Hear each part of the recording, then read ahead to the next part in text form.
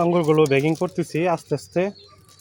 দেখেন, এটা প্যাকেটটা চায়না থেকে আনা, মাহমুদুল হাসান ভাইয়ের কাছ থেকে এনেছি।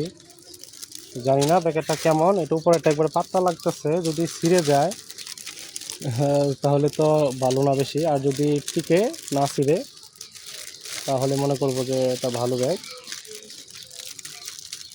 দেখেন, আসলে আমাদের থোকাগুলো যদি নিচের দিকে ঝুলে থাকতো তাহলে বেশি ভালো হইতো, যেহেতু এক সাইড দিয়ে এগুলো, যার কারণে তেমন সুন্দরভাবে প্যাকেট করা যায় না। দেখেন, তবু প্যাকেটটা করে দিচ্ছি। ভরসা, এই যে নিচে দিয়ে ফাঁকা আছে, এই দিক দিয়ে বাতাস টাতাস বা বৃষ্টির পানি টানি গেলে বের হয়ে যেতে পারবে।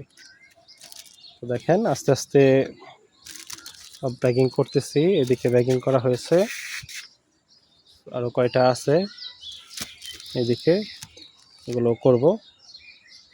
তো অনেকেই বলেন যে আঙ্গুর মিষ্টি হয় কিনা, বা কোনো আঙ্গুর মিষ্টি হয় না। তো দেখেন, এদিকে আরও ছোট, প্লাস হচ্ছে এই যে এটা কস্টিপ মারা ছিল, যার কারণে এটা ছিঁড়ে গেছে প্যাকেটটা।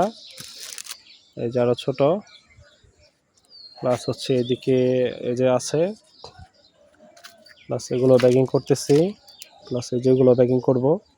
এই তোকাগুলো সুন্দর আছে মাশাআল্লাহ। এগুলো অনেক আঙ্গুর নষ্ট হয়েছে, দেখেন এখানে আরও নষ্ট আছে, এগুলো ফেলে দিতে হবে।